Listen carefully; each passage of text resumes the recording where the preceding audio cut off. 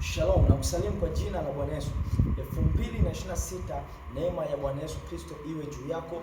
Kama tulivyokwisha kutangaziwa, ni mwaka wa ishara, miujiza, maajabu yasiyokuwa na namba. Popote unaponifuatilia, nitakuwa hewani nikifundisha kitu kuhusiana na muda.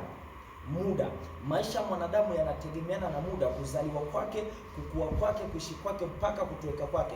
Ni muda. Unasikia huyu aliishi miaka 900, huyu aliishi miaka 600, huyu 500. Muda unaongelea sana muda. Mafanikio ya mtu hapo katika muda, kuanguka kwa mtu kuko katika muda. Ulimwengu wa roho kwa upande wa Mungu unatembea katika muda, na ulimwengu wa roho kwa upande wa giza pia unafanya kazi katika muda. Ni muhimu kujua muda ambao uko nao, wakati ule uko nao. Hakuna kitu cha thamani kama muda. Muda ndio sababu ya mtu kufanikiwa, na muda ndio sababu ya mtu kuto kufanikiwa. Inategemeana ni vipi vile unavyotumia muda, ni vipi unavyochukulia muda.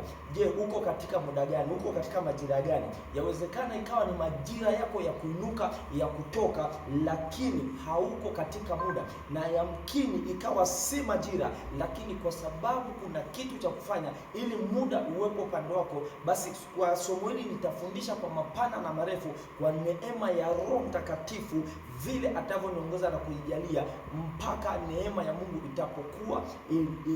itaponiongoza. So natumaini wewe ambao utafuatilia somo hili litakubariki sana, na litakutoa mahali, na litakuvusha mahali. Kwa neema ya Kristo Yesu, ubarikiwe na uinuliwe zaidi.